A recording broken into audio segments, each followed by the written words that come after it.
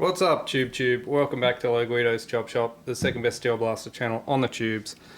And I got some gel balls here to do another gel ball test. And I haven't really been doing a lot of gel ball tests lately in the last year or two because it's just been quite difficult to pin down, the best gel ball, because you might find that one month like Osgel's got the best Ultra Elites, and then you find the next batch is not as good, and then Commander Elite Hobbies has got the best ones, the Gladiators, and they're the best at the time, and then the next month the batches are slightly different, and then X-Force has got the best ones, and then Tac Edge has got the good. I've had the best gel balls from just about every supplier, and each batch is slightly different. So you find a brand that's good, and then next month the same thing's not as good as it was the month before. It just seems it's hard to pin down. But I've come across these. These have come across my desk because I've been told that these are something a little bit special that we haven't seen yet. These are Chef's Balls, Super Heavies, batch 1. It's got a batch number on it, which is interesting considering what I just said. Grow until they stop growing. Simple enough. Consistent. Women want them, men fear them. Chef's Balls. Alright, well, let's crack into these and see if they are as good as they sound. I do like the little caricature of the squirrel. I think it's a squirrel. It's a squirrel, right? That's what I'm going for. Yeah, right. The bag has got a little Ziploc built into it, which is cool. I like that. Alright. There they are. Looking kind of not too dissimilar from a Ultra Elite sort of variety, that kind of gel ball, the really hard variety. While I'm here, might as well mention patches. Guido's Chop Shop patches. If you haven't got one, hit me up on Facebook. They are limited. There's not many left, and I will not be getting any more made. So I only got a few left, so if you want one, hit me up on the face page. Get your hands on one. Alright, let's crack on with these. It says grow until they stop. I found historically that's about 4 hours, but I'll just go, I'm just gonna chuck them in the water. I'm not even gonna time. I'm just gonna keep growing until they stop. And I am gonna be using some demineralized water. You can just pick it up from Super Cheap Auto. Truth be told, you can probably, this is Super Cheap Auto brand, but you can probably pick it up from Woolies or Bunnings or wherever. It's just demineralized water. It's nothing super fancy. I know that Super Cheap Auto use it because you put it in your battery, but there's many other, you can get it anyway. You know what it is. Alright, let's get going. We'll get these balls into the demineralized water. Alright, I got my little Costco mousse cup. I did have a little scoop for scooping these out, but it's been so long since I've done one of these type of videos that misplaced my scooper. Alright, I'm gonna chuck some water in here, and we're just gonna let these bad boys grow. There they are.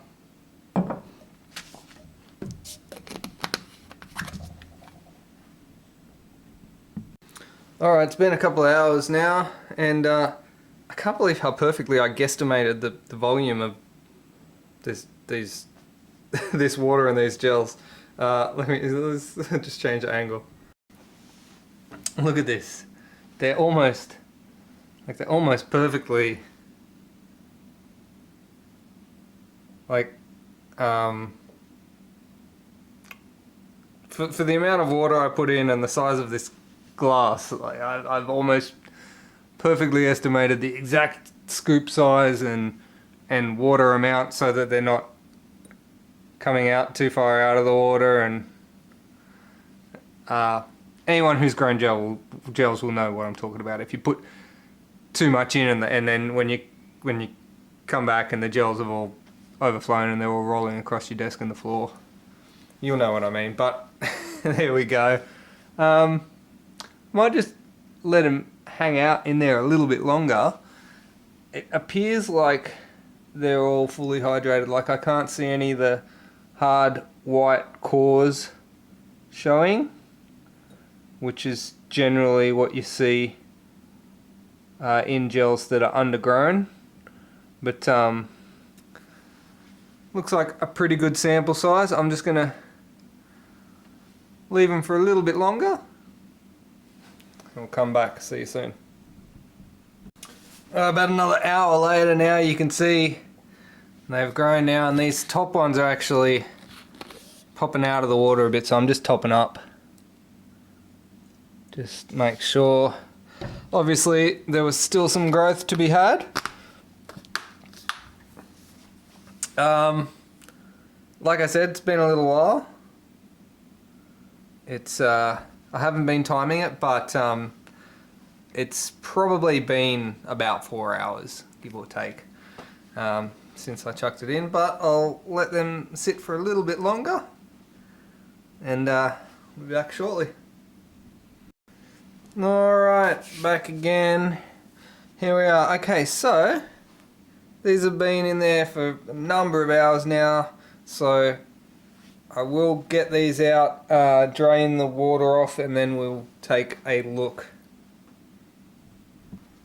Okay, drained these chef's balls off, and now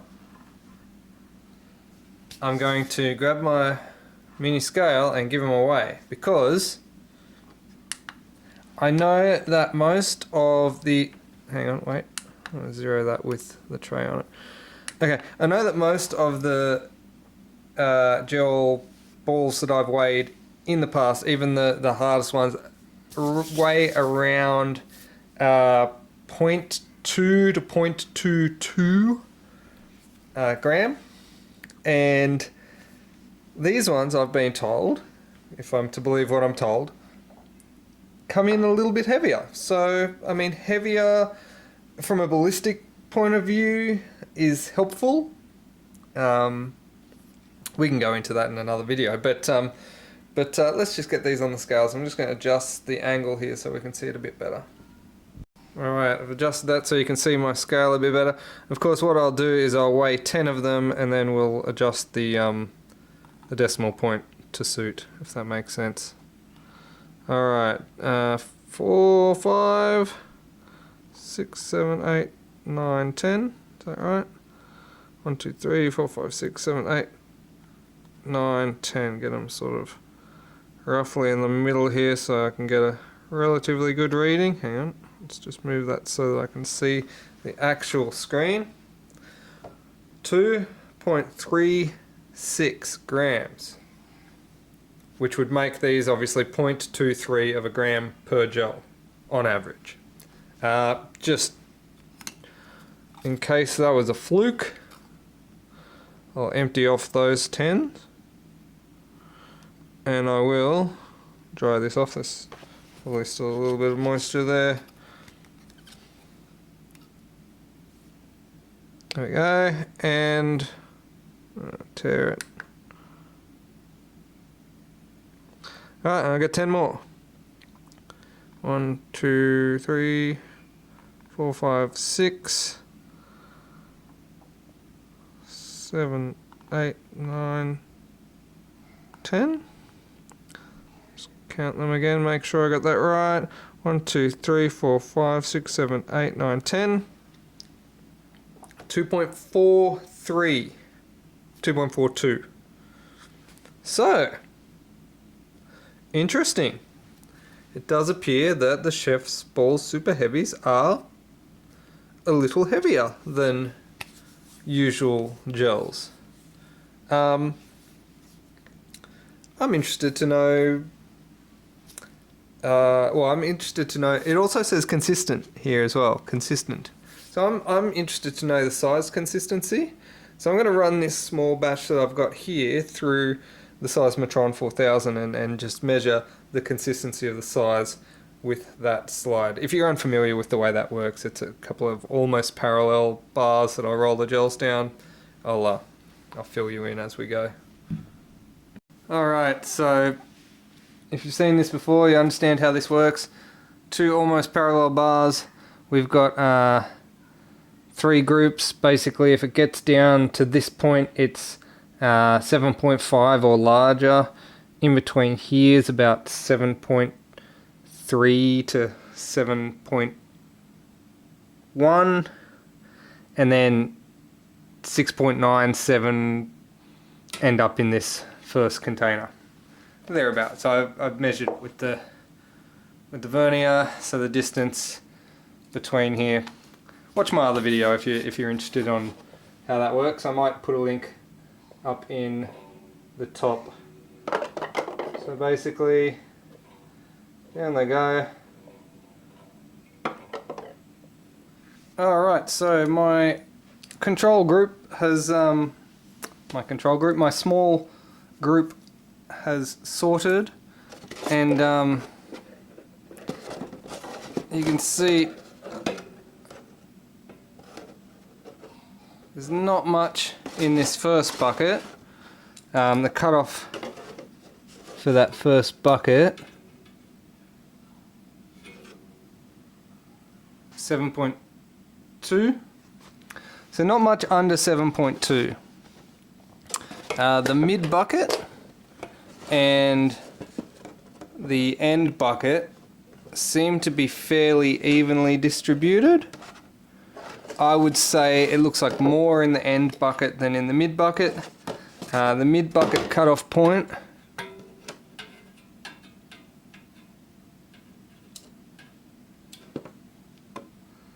is 7.4. So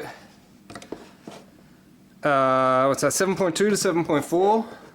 There's probably about close to 50% there, and then 7.4 to 7.5, 7.6 even maybe in this last bucket here. So there's probably an even distribution between the mids and the larges, but not much in the small. And just for what it's worth, the final bucket cutoff is 7.67, so 7.7 is probably the largest one that would get through there. But basically anything bigger than a 7.4. 7.4? Yeah, 7.46, 7.5. Anything bigger than about 7.4, 7.5 would be in the big bucket there. So fairly even distribution between mediums and larges, which is quite common. That's what I see in most of the other hardened gels. That's what come to expect to see from gels these days. Fairly consistent in sizes. I didn't find any overly large. Sometimes you get some really, really big ones that actually go off the edge into this last bucket here, which is empty. So nothing obscure, overly large in that set that I used. Of course, I didn't. Better metrics would be to do the whole bag. However, I want to use them, so I don't want to. Alright, so here we are with the Crushmatron. How do I start this thing? There we go. Crushmatron 4000. We are going to be crushing chef's balls. If you haven't seen this one before, it's a scale. I'm going to be putting the ball down here, crushing it until it bursts, and then we measure the highest peak on the scale. And that's what I'm referring to as the crush force for this. Alright, let's go. 6.5.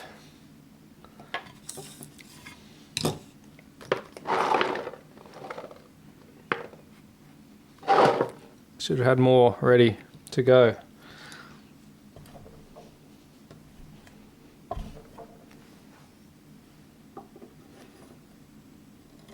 6.2.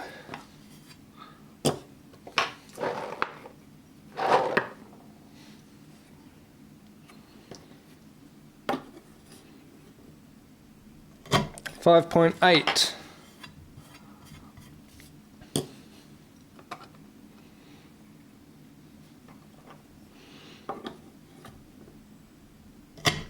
That looked like it peaked to a 7.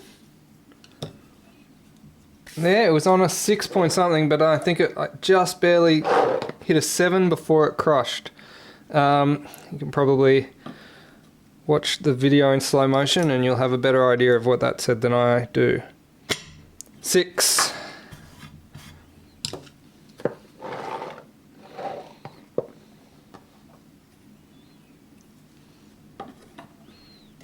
Six.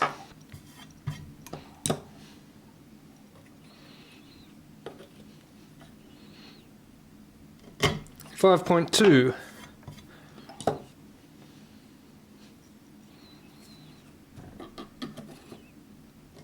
5.3.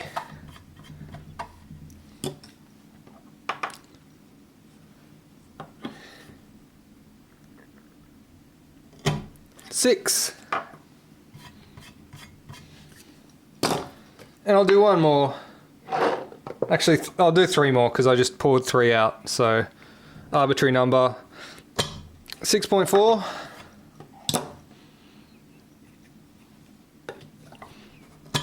5.4.